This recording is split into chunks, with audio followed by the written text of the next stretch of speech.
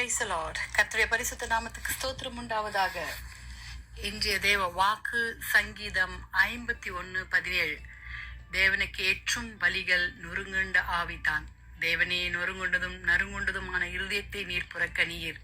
Hallelujah. Wish you happy blessed Wednesday தேவ பிள்ளைகளே. உங்களுக்கு எப்படிப்பட்ட இருதயம் இருக்கிறது? நறுங்குண்ட ஆவி இருக்கிறதா? நொறுங்குண்ட ஆவி இருக்கிறதா? பயத்தின் ஆவி இருக்கிறதா? பாவம் செய்து விட்டோமே என்ற ஒரு உங்களுக்குள்ளே நீங்கள் நிந்திக்கிற ஆவி இருக்கிறதா? வாலிப பிள்ளைகளே, யோசிச்சு பாருங்க. இந்த சங்கீதம் 51 தாவீதுடைய பாவத்தை அவன் உணரக்கூடிய சங்கீதமா இருக்கிறது. வாலிப பிள்ளைகளே, அவன் பச்சபால் இடத்திலே பாவம் செய்தான். நாத்தான் தீர்க்கதரிசி அவனிடத்துல வந்து அந்த பாவத்தை உணர்த்தின பொழுது பாடிய இந்த சங்கீதம். நம்மளுடைய வாழ்க்கையில நொறுங்குண்ட ஆவி நமக்கு இருக்கும் பொழுது பாவத்தை உணர்ந்து கர்த்தரிடத்துல திரும்புவதற்காக ஏதுவாய் இந்த வசனங்கள் நம்மோடு கூட பேசிக்கொண்டிருக்கிறது. வாலிப பிள்ளைகளே, நாம் எப்பொழுதும் நம் இருதயத்தை சுத்தம் உள்ளவர்களாய் வைத்துக் கொள்ள வேண்டும். சுயநலமற்றவர்களாய் கர்த்தரிடத்துல மன தாழ்மையோடு நம்மை தாழ்த்தி அவருடைய கிருபையினால மன்னிப்பை ஒவ்வொரு நாளும் அனுதினமும் நமக்கு அறிந்தும் அறியாமலும் தெரிந்தும் தெரியாமலும் அநேக பாவங்கள் நாம் செய்து கொண்டிருக்கிறோம். ஹல்லேலூயா. உதடுகளினால பாவம், எண்ணங்களினால பாவம், செயல்களினால பாவம், உச்சம் முதல் உள்ளங்கால் வரை அநேக நேரங்களில நாம் பாவம் செய்து கொண்டிருக்கிறோம் வாலிப பிள்ளைகளே. ஆனால் கர்த்தருக்கு மறைவானது ஒன்றும் இல்லை வாலிப பிள்ளைகளே. நொறுங்குண்ட இருதயம் உள்ளவர்களுக்கு கர்த்தர் சமீபமா இருந்து நறுங்குண்ட ஆவி உள்ளவர்களை ரட்சிக்கிறார் என்று சங்கீதம் 34:18 வாசிக்கிறோம் வாலிப பிள்ளைகளே. ஆம், அப்படிப்பட்ட இருதயத்தை ஆண்டவர் எதிர்பார்க்கிறார்.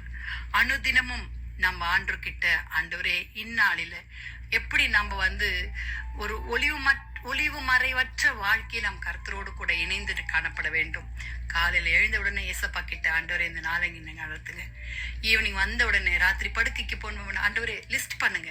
ஆண்டவரே நான் இதெல்லாம் செய்தேன் ஏசப்பா, இதுல யாரையாவது நான் துன்பப்படுத்திருக்கிறேனா, யாரையாவது நான் குற்றப்படுத்திருக்கிறேனா, யார் மனசையாவது நான் நோகடிச்சிருக்கிறேனா, அறிந்தும் அறியாமலும் செய்த ஏதாவது பாவம் இருந்தா எனக்கு மன்னிங்க ஆண்டவரே என்று தாவீது அந்த சங்கீதம் 51:15 சொல்றாரு. ஆண்டவரே என் உதடுகளை திறந்தருளும், அப்போது என் வாய் உம்முடைய புகழை அறிவிக்கும். ஹல்லேலூயா. பலியை நீர் விரும்புகிறதில்லை, விரும்பினால் செலுத்துவேன்.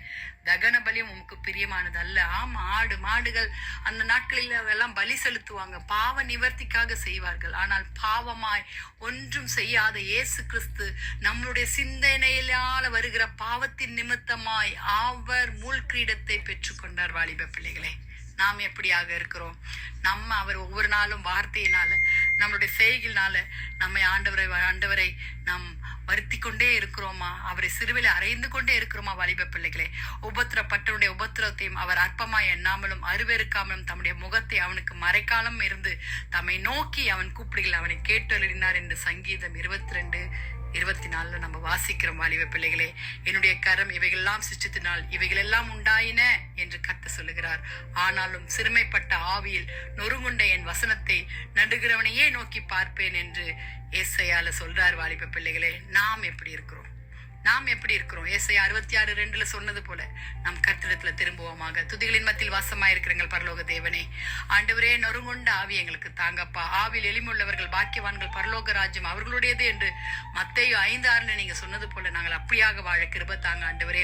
இருதயம் நொறுங்குண்டவர்களை குணமாக்குகிறார், அவருடைய காயங்களை கட்டுகிறார் என்று சங்கீதம் 47:3 சொன்னது போலப்பா, எங்கள் இருதயங்களை கட்டுங்கப்பா. வாலிப பிள்ளைகளை ரட்சித்துக் கொள்ளுங்க ஆண்டவரே. பாவத்திலிருந்து விடுபட கிருபை தாங்க சுவாமி. தேசத்தை பாதுகாத்துக் கொள்ளுங்க, வியாதிஸ்தரை சுகப்படுத்துங்க, ஊழியக்காரர்களுக்கு வேண்டிய தேவைகளை தாங்கப்பா. நாளை உங்களுடைய கரத்தில் ஒப்பு கொடுக்கிறோம். துதி கன மகிமை உமக்கே செலுத்துகிறோம். மீட்பர் இயேசுவின் மூலம் ஜெபம் கேளும் பிதாவே. ஆமேன், ஆமேன். Have a blessed day. God bless you.